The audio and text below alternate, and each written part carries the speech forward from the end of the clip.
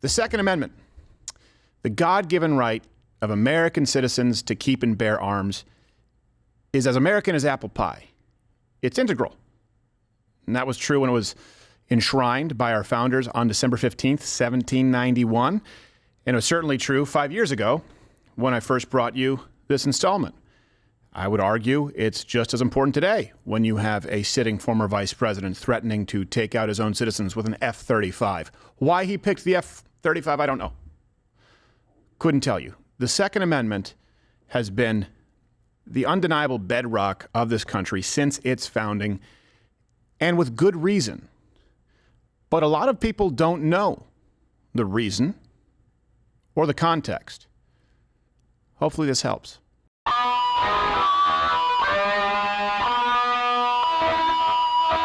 All right, happy 4th of July. I don't know which installment this is or what order we'll be going in, doing different parts on American history with David Barton of Wall Builders. If you're not familiar with him, he has a bunch of artifacts here. You're kind of like the Q of American history artifacts. We'll be doing a few different segments: the Revolutionary War, the Civil War, and today we wanted to get into the Second Amendment. So I know you have a lot of historical documents here, some cool old guns, which I assume I can't touch. No, you're welcome to touch them. Really? Yeah, we love people touching these guns. You'll regret that immediately. So let's start off with this. A lot of people have different interpretations of the Second Amendment. Right. For example, that it was only for the militia. Right. Was it only for a militia exclusively, or what constitutes? Back up to the philosophy. The philosophy was every human has a certain set of natural rights. Right. And those natural rights are what you find throughout nature. So when you get into nature, three things you'll find. If you start messing with an animal, they will defend their lives, they will defend their family, and they will defend their property. And I don't care if it's a horse or a dog or a cat or a mountain lion or a bear. So there is a natural right of self-defense. From that, they said, okay, every individual has the right, a God-given natural right to defend yourself. That's something government can't regulate. And by the way, you can defend yourself individually or you can defend yourself corporately. Was that Kung Fu when you did this? Yeah, I thought you were going to the, yeah, okay. That was a little Steven Seagal action. Right, Yeah, that's right, okay. that's right. We'll just have one of my stunt doubles walk in. I learned from Chuck Norris. Did you? Okay, yeah. I would imagine that you guys are fans. Okay, so natural right. And by the way, that's also something you talk about quite a bit. These are not rights given by government, they're just recognized. They're recognized by government, they're to be protected by governments, what the Declaration says. And so that right to self-defense can be individually or it can be as a herd of elk. So I can corporately get all my neighbors together to defend something, or I can say, I'll take care of it myself. I got this. So that's what the Second Amendment does. It has an individual part and it has a corporate part. I have the individual right to self-defense and I have a corporate right of self-defense. And the recognition was, we don't care where the danger comes from. It might come from our own government, which is what happened back then. It might come from gangs in the neighborhood. It might come from a crazy neighbor or a crazy uncle. So whether it's me or all of us, we've got a right to individually and to corporately do it. And that's why it's interesting. They had no limitations really on what you could use to defend yourself. Well, I want to get into that in a second. That's also, I think, a quote from Mason, if I'm not mistaken. He said, well, why? Who is the militia? It's the entire people, of course. Well, here's a great book. This early book, this is from Virginia. This is the laws they had in 1819. And it says, if you're 16 all the way up to 45, you're the militia. Every city, every town, every community, 16 to 45, you're that militia. So that's how informal the organization was. But the law says... Were women included? Women were often included, but not in the law. It was people 16 to 45, but women, it was real common to have women with arms. And in the Revolution, that was not an unusual thing for women to carry arms. So that was pretty much, they would do that. Okay, so we actually have a great story of what's called the Army of Two in the War of 1812, where two girls took on a British regiment and won. Right. And so it's a great story. They turned that into a film, and one of them was played by Michael Cera. It was wildly popular. Yeah, straight to DVD. So do we have Blu-ray, whatever it is now? I have no idea.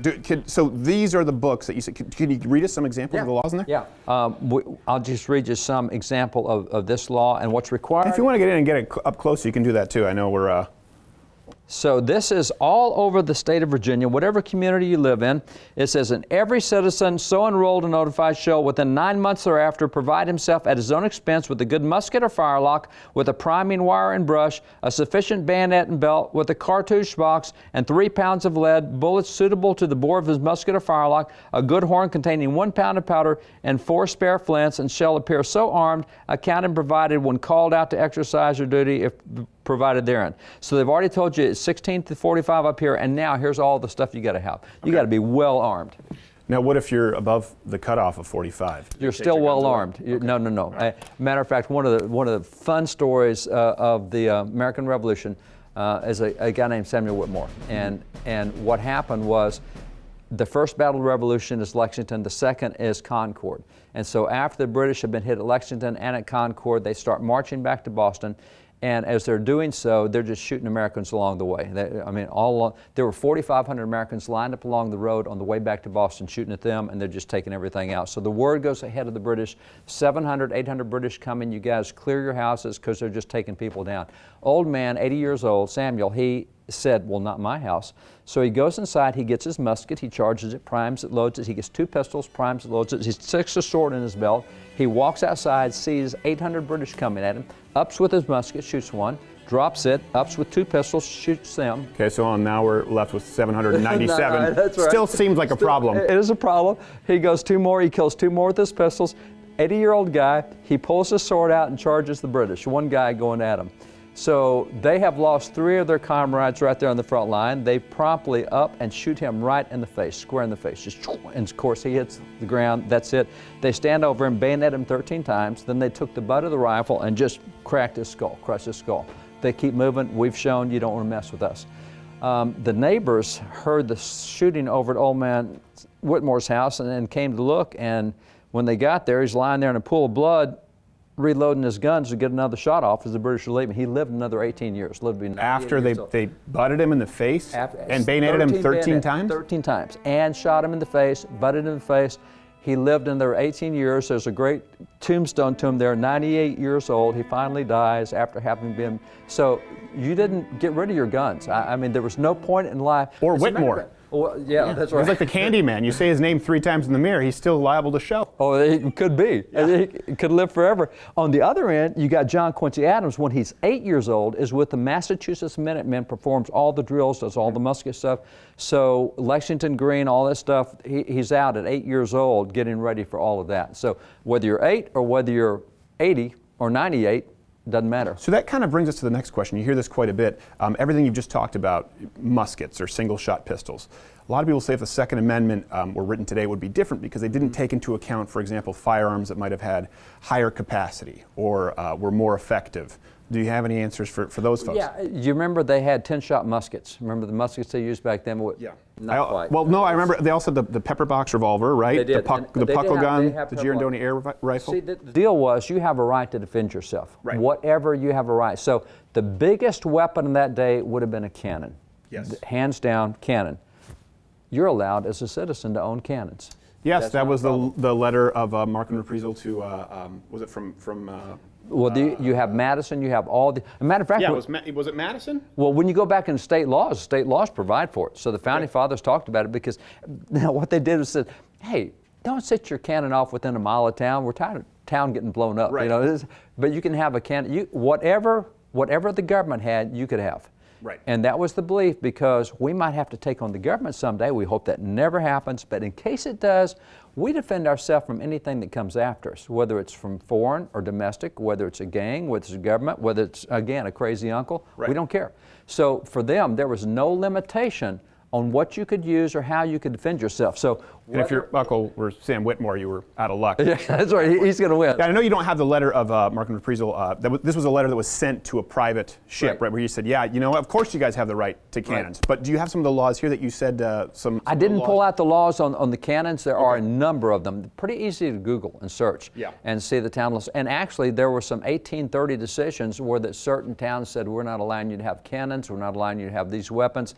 And the court struck it down and said, you can't do that. You can't put a limitation on how people defend themselves. Those almost sound like black cat laws, like don't light off the cherry bombs on 4th of July if you're on this side of the county line because it's more of a noise ordinance. That's right. It's more of a noise ordinance rather than controlled. And there was fireworks. They had what they called squibs and crackers, what John Adams called them. And there were fireworks ordinances. Don't do them in town. You keep burning down the barn, you know, quit. So they were okay with cannons, though? They're okay with cannons. And that would be our equivalent of high-capacity magazines or machine guns or anything else. It would be equivalent to a tank. It could be equivalent to a tank. Wow, right. that is remarkable. And yes, we don't have all of those documents. You have a lot, but I'm sure a lot of those are very expensive. We got a lot of them back in the archives. We've got thousands and thousands of thousands. Well, but you were about to grab something. It looked like the weapon that Mel Gibson used. Now, you're going to have trouble with this, but I mean, try hiding these on your persons. You can carry all of these anywhere you go, and these are all American Revolution weapons. So if you want a battle axe, I think that would take your shorts down, what's left of them. You wouldn't have anything, how heavy that is. That's actually how we trim these, available at louderthanfightershop.com. Right. We have someone hand axe them. Wow, and this is made of what? That is iron, and that is a battle hatchet that is used in the Revolution. Right. So again, whatever you have, that's not a problem with that. You can have the regular dirk knives. That's a 10-inch blade from the American Revolution. Okay. You can stick this in the end of your musket and have your own little bayonet knife and whatever. These are pistols from back in the Revolution, and these are battle axes from back there. Well, and I can see this pistol here, and I'll be very careful. Absolutely. You still have to practice good trigger discipline, even if it probably hasn't worked in 150 years. Well, it's interesting. I have a great letter here from John Quincy Adams, who talks about how his kids are now 10 years old, and I want them trained on the use of guns. He says because accidental deaths happen because you don't know how to use guns. They don't come from misfiring and firing the wrong stuff. And I'm pretty familiar with firearms. Wouldn't know the first thing about how to get this to work. Do you have any functioning? Oh yes, let me grab one here. I'm going to grab right behind. Well, don't fire it in the building. No, we're not going to fire it. Let's respect the ordinance in here. Oh, okay, I saw A Christmas Story. There you go. So what you get is this musket, nice little 78 caliber smooth bore. Yep. So you see how large it is. We're not going to prime it and set it off, but what you would do, you cock it back, and by the way, just for grins, there's two positions on this. That's half cocked. Okay. I pull the trigger, it's not going to go off. It looks like it's ready to fire. This is where you get don't go off half cocked. So this is what you would have said to him. Don't go off half cocked because it's not going to fire. Okay. If I get all the way back, now what I've done is I've poured powder down here out of a powder. Was that sort of like a safety mechanism? Yes, while you're loading. Yeah. And what happens is it's not going to fall and create a spark and set it off. So you pull it back there while you're loading up with powder. So what you start, powder here, then you drop a 78 caliber ball on it, then you put wadding in, cram it down so that when you go up, it's not going to roll out the end. Then you go right here and you load this with powder. There's a little hole that goes inside. You put this down on top. Now you do a full cock, and when I shoot this thing, watch the sparks. Wow. So the sparks set the fire, that goes inside, burns that explodes, it goes out the end. And so you got to do this every, now it takes you 15 to 20 seconds to reload every time you shoot this thing. Yeah, that sounds So it takes a while, which the problem is, your kill range effectively is going to be 30 to 40 yards. And if it takes you 15 to 20 seconds, man, a big old NFL lineman can cover 40 yards in 6 seconds. Right. So you're in trouble, which is why you then use the bayonets that went with these. So now here's the other kind of fun part. How tall are you? Well, with the hat, about 6'9". Without it, I'm about 6'2". You're 6'2". All right, George Washington was about 6'2" and 3/4". Okay. So you're about the height of Washington. He was exceptionally tall. He was considered to be head and shoulders above his troops. Right. So the average troop is about right here. You're talking 5'1" to 5'4". Yeah. You're Unless you below count the gun French level. reinforcements, and they're about 4'6". That's right, real small. Yeah. Thin guys. But thank you for helping us out, French. Good on you. Yeah. You know, and that is one time they got to win something. You know? Yes, they did. They got with the Americans and got to win Good something. point. So this is what they would have done. So imagine a short guy like this having to carry this and deal with this, go 40, 50, 60 miles a day in a wool uniform, carry all your stuff with you. These were tough guys, and they ate 2 meals a day. Yeah. So they're tough guys, but this is individually, and every single 16 through 45-year-old was required by law to have one of these, have all the stuff that went with it, have enough ball and powder to shoot. And Now, is this only if they were actively enrolled in the military? No, or if you're a citizen. Right. If you're a citizen. And that's similar to what they do in Switzerland. If I'm It not is. mistaken. That's right. That is their militia. And so in Georgia, for example, you're required to bring your guns to church.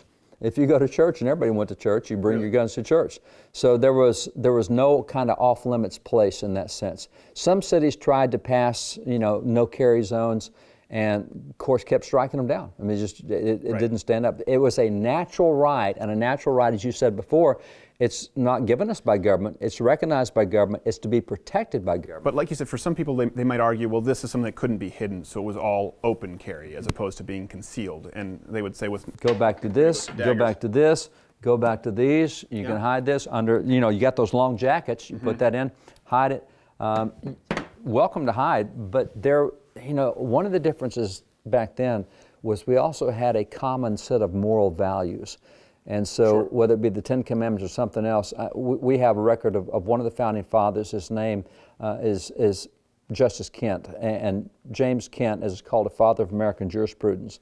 And he talked about the crime wave that they were having in New York. He was the chief legal official in New York. He's the chief Supreme Court justice. He's what's called the Chancellor of New York, top legal guy in the state. And he said he was appalled that over 16 years they had 8 murders in the state of New York. Wow. One every other year, and that's a crime wave.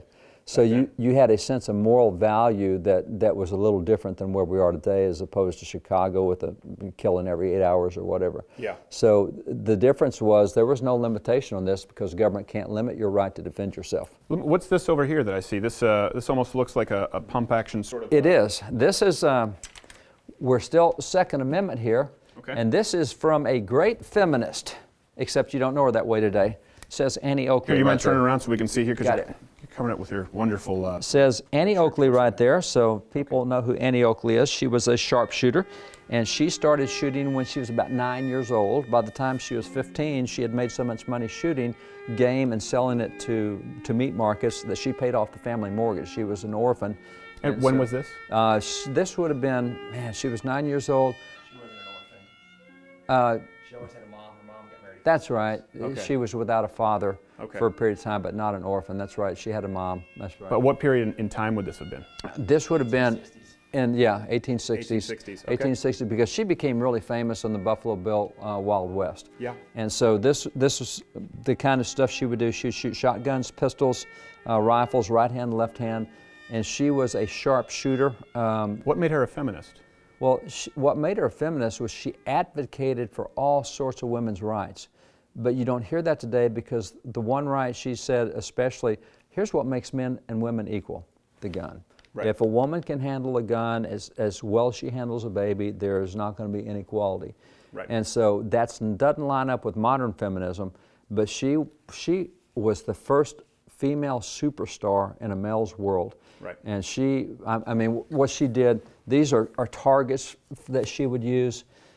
In one particular setting, her husband Frank, they had a launcher. It's kind of like a skeet thrower, but it would throw these, and he threw 5,000 of these out, and with a rifle, not a shotgun, with a rifle, she shot 4,772 of these. It seems needlessly ornate.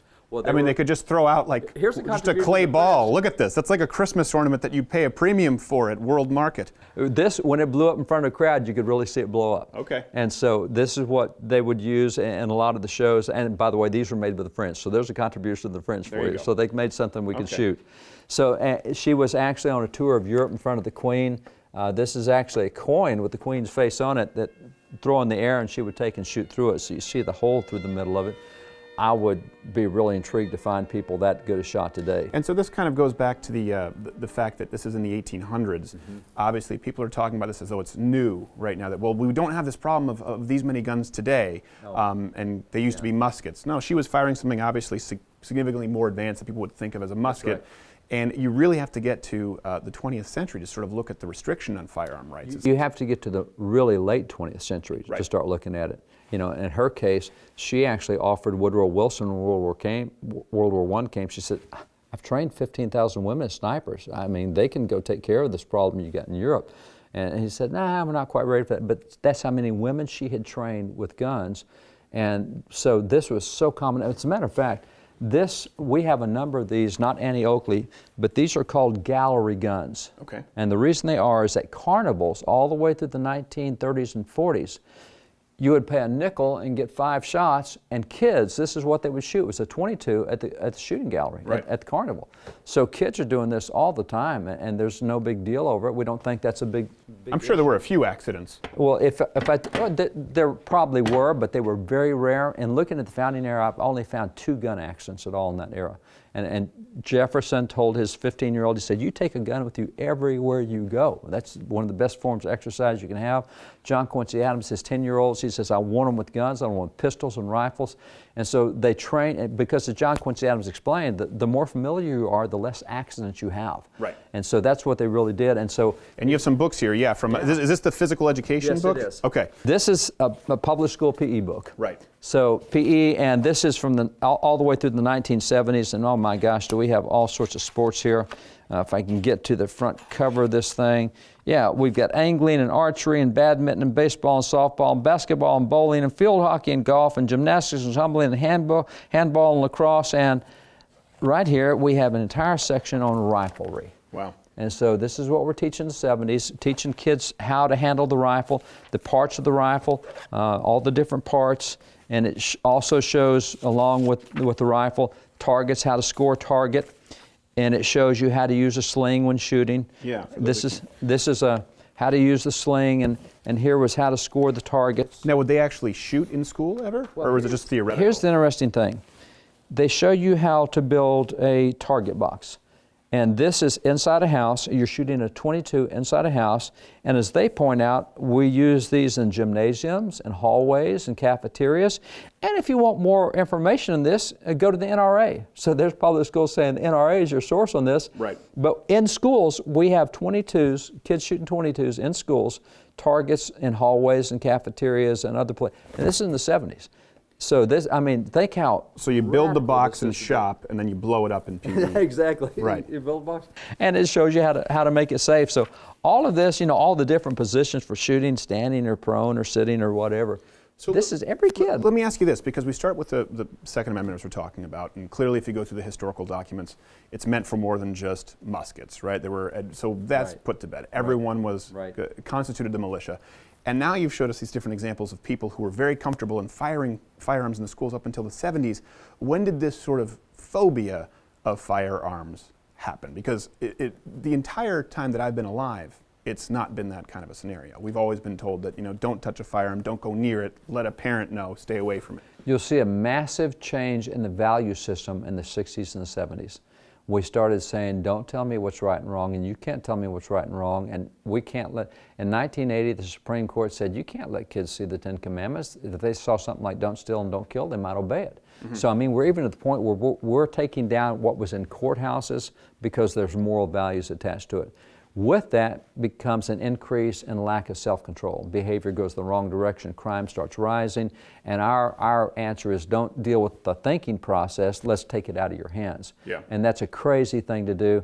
I mean, for me as a Christian, I'll go back to Cain and Abel. They didn't have guns, so what did Cain do? He picked up a rock and clubbed his brother Abel. So we need rock control laws that would stop it. It's crazy. I also knew someone who named their son Abel, which sort of seems like you were destining him for failure. But we sort of see a bell curve, right? Like you talk about kind of I would say really the 70s, 80s, 90s, particularly sort of came to a crest in the 90s, the anti-gun sentiment. And now we probably have more firearm open carry rights. Down. Yeah. Hands down. And crime has decreased. Crime sort of peaked in the 70s and 80s, if I'm not mistaken. Crime hit a high by about 94, 96. Okay. And so between the 60s and the early 90s, there was a 694% increase in violent crime, went through the roof. Right. Then you start loosening up, people start saying, I want to be able to defend myself. You start seeing all sorts of laws passed for self-defense. Right. And the more areas where you have the more legal guns, the more self-defense you have. Chicago's a gun-free zone, and their murder rates through the roof. Same with New York City, et cetera.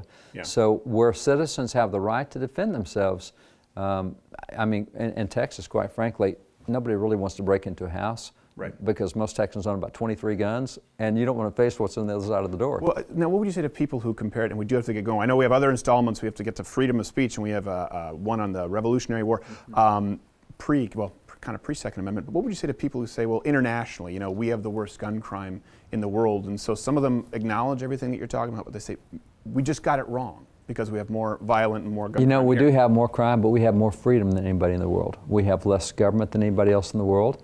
I like the fact that I can have my own property. I can use it how I wish. I don't have a 68% tax rate like they do in the Scandinavian nations. Mm-hmm. I like the fact that I can decide what I'm going to do with my kids. If I'm in Germany and homeschool my kids, I will go to jail. we have more freedoms. And you know, that's unfortunately, we don't have the same morals we had for a number of years. You know, one of the things I look at with the Great Depression, when you have so much unemployment, crime didn't go up except in Al Capone organized crime. Right. Because everybody had that sense of the Good Samaritan, the Golden Rule, and you know, we did. Now today, if we had a downturn economically today, oh my gosh, it'd be who's got the Yeah, because they often say that crime and poverty are sort of synonymous. Well, yeah. The Great Depression. Yeah, the Great Depression proved that didn't happen.